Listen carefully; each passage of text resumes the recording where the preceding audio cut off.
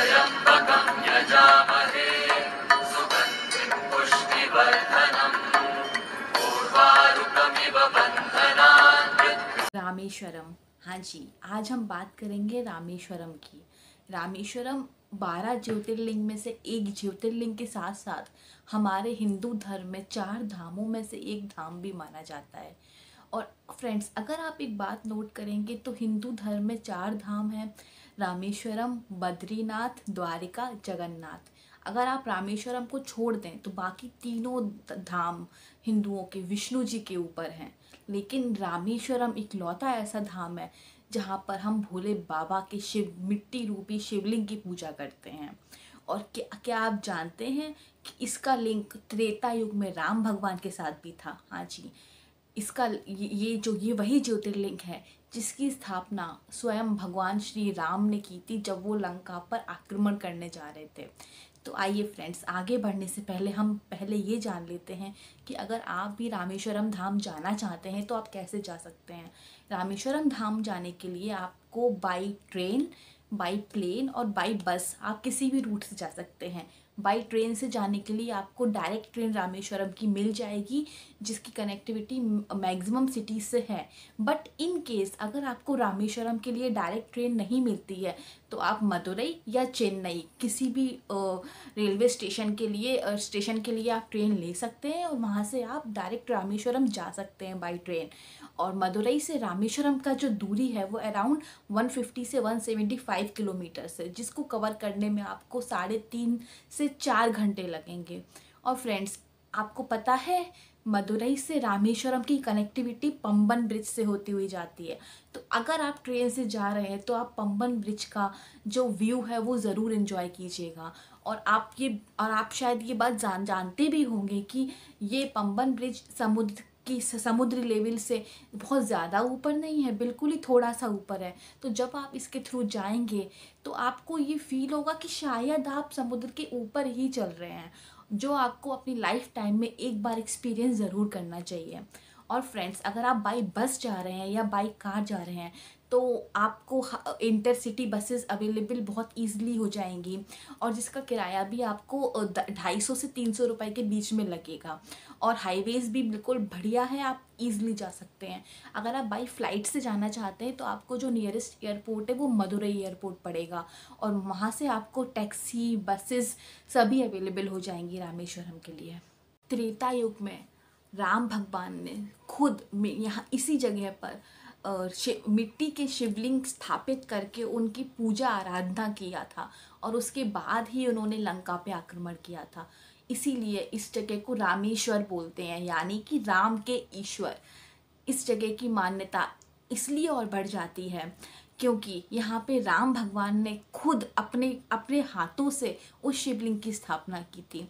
और फ्रेंड्स, अगर आप दर्शन करने जाना चाहते हैं तो दर्शन करने से पहले गेट पर अग्नि तीर्थम नाम का एक जगह है, वहाँ पे आपको स्नान करना चाहिए। ऐसी मान्यता है कि जब भगवान राम लंका में रावण की हत्या करके आ रहे थे तो उनको ब्रह्म हत्या का दोष लगा था।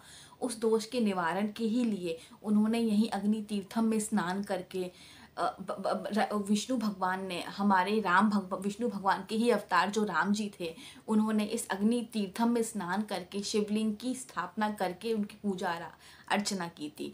और इस अग्नि तीर्थम में स्नान करने के बाद जब आप मंदिर में प्रवेश करेंगे, मंदिर में प्रवेश करने से पहले वहाँ 22 कुंड पड़ते हैं और उन कुंडों की ऐसी मान्यता है कि जितने भी भारत में तीर्थ हैं, हर तीर्थ का जल वहाँ डाला गया है। तीर्थ वहाँ पे कर्मचारी होते हैं, वो खुद ही आपको बाल्टी से छोटी छोटी बाल्टियाँ होती हैं उससे आपको स्नान कराएंगे, वहीं पर आपके ऊपर पानी डालेंगे। तो उससे आपका ऑरा एक लेवल अप हो जाता है, आपका ऑरा क्लीन हो जाता है, जिसकी वजह से जब आप मंदिर में जाते हैं, उस पवित्र मंदिर में जाते हैं, आप कुछ हद तक जागृत हो जाते हैं। जागृत होने से मतलब है आपका ऑरा एक लेवल अप हो जाता है। और यही रीज़न है कि उन 12 कुंडों की अग्नि तीर्थ के स्नान के बाद उन 12 कुंडों से स्नान करने की जो इम्पोर्टेंस है वो और थोड़ी सी बढ़ जाती है। और रामेश्वरम ज्योतिर्लिंग के दर्शन करने अगर आप जाते हैं तो वहाँ पे 4 गेट पड़ते हैं, नॉर्थ, और हर डायरेक्शन में एक गेट है, north, south, east and west, north direction से अगर आप जाते हैं तो आपको 22 कुंड पड़ेंगे जहाँ से आप स्नान कर सकते हैं। और मंदिर में प्रवेश के लिए आपको ईस्ट और वेस्ट गेट मिलेगा। और फ्रेंड्स, और सबसे बड़ी अगर आप मिस्ट्री जानेंगे तो यहाँ का सबसे वर्ल्ड वाइड फेमस है यहाँ का कॉरिडोर। हाँ जी फ्रेंड्स, और ये कॉरिडोर इतना अट्रैक्टिव है कि आप इमेजिन ही नहीं कर सकते। यहाँ पे 3 कॉरिडोर हैं।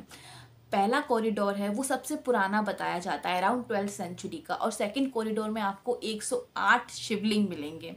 और थर्ड कॉरिडोर 1212 पिलर से बना हुआ है। और ये इतना अट्रैक्टिव है कि जब आप इस थर्ड कॉरिडोर में चलेंगे तो आपको फील होगा कि ये पिलर्स भी आपके साथ चल रही हैं। और हर पिलर पे जो डिज़ाइन है वो दूर से देखने पे आपको सेम लगेगी, बट जब आप पास से देखेंगे तो हर पिलर की कारीगरी दूसरी पिलर से बिल्कुल अलग है। और फ्रेंड्स, ये भी एक, अगर देखा जाए तो हमारी शिल्प कला का एक बहुत बड़ा, बहुत यूनिक एग्जाम्पल है। रामेश्वरम ज्योतिर्लिंग की स्थापना के पीछे एक और कहानी भी है। ऐसा बताते हैं, जब रावण की हत्या के बाद भगवान राम रामेश्वरम की धरती पर आए थे तो उनको ये बताया गया था कि उनको भगवान शिव की पूजा आराधना करनी चाहिए ब्रह्म हत्या के दोष के निवारण के लिए, और जिसके लिए उन्हें शिवलिंग की ज़रूरत पड़ेगी। तो राम जी ने हनुमान जी को आदेश दिया कि वो कैलाश जाकर शिवलिंग लेकर आएँ, लेकिन ये भी कहा कि उनको वो बहुत जल्दी लाना पड़ेगा, उनको शीघ्रता करनी पड़ेगी। अब क्योंकि हनुमान जी को थोड़ा सा विलम्ब हो गया तो सीता माता ने वहाँ खुद ही मिट्टी की शिवलिंग बनाकर स्थापित करके उसकी पूजा आराधना की। और जब हनुमान जी कैलाश से दूसरी वो शिवलिंग लेकर आए तो उनको थोड़ा सा दुख हुआ कि मुझे विलम्ब हो गया, जिसकी वजह से भगवान मेरे प्रभु को मिट्टी की शिवलिंग की स्थापना करनी पड़ी। तो राम भगवान ने हनुमान जी का दिल रखने के लिए रामेश्वरम ज्योतिर्लिंग के ही पास में हनुमान जी की कैलाश से लाई हुई शिवलिंग भी स्थापित की, जो आपको वहाँ पे काशी लिंगम के नाम से मिलेगी। अगर आप रामेश्वरम शिवलिंग की दर्शन कर रहे हैं तो आप काशी लिंगम के भी दर्शन ज़रूर कीजिए, क्योंकि वही शिवलिंग है जो हनुमान जी कैलाश से लेकर आए थे। और फ्रेंड्स, अगर आप रामेश्वरम जा रहे हैं तो आप वहाँ पंचमुखी हनुमान जी के दर्शन ज़रूर कीजिएगा। और वो हनुमान जी रामेश्वरम से अराउंड 1 से 2 किलोमीटर दूरी पर पड़ेंगे, और वहाँ पे आपको तैरते हुए समुद्र में पत्थर भी दिखेंगे। और ऐसी मान्यता है कि ये वही पत्थर हैं जिनका इस्तेमाल करके भगवान राम ने राम सेतु बनाया था। हाँ जी फ्रेंड्स, राम सेतु कौन नहीं जानता आज के टाइम में। और अगर आप चाहते हैं मैं राम सेतु पर भी एक ब्लॉग बनाऊं तो प्लीज़ कमेंट सेक्शन में बताइएगा। फ्रेंड्स, अगर आप भी रामेश्वरम के दर्शन करना चाहते हैं तो आप प्रिफ़र कीजिएगा अक्टूबर से फ़ैब के बीच में ही जाएं, क्योंकि वहाँ इसके अलावा अगर आप जाते हैं तो आपको बहुत गर्मी देखने को मिलेगी और शायद आपको थोड़ी सी असुविधा भी हो। और ये मंदिर दोपहर में 1 से 3:30 बजे तक बंद हो जाता है, तो आप कोशिश कीजिएगा या तो 3:30 के बाद जाएं या 1 बजे से पहले ही दर्शन कर लें। और वहाँ स्पेशल पूजा कराने के लिए आपको 100 या 150 रुपये पर पर्सन लगते हैं, जिसकी अगर आप ये रसीद कटवाते हैं तो आप 20 से 25 मिनट के ही अंदर भोले बाबा के दर्शन करके वापस आ सकते हैं।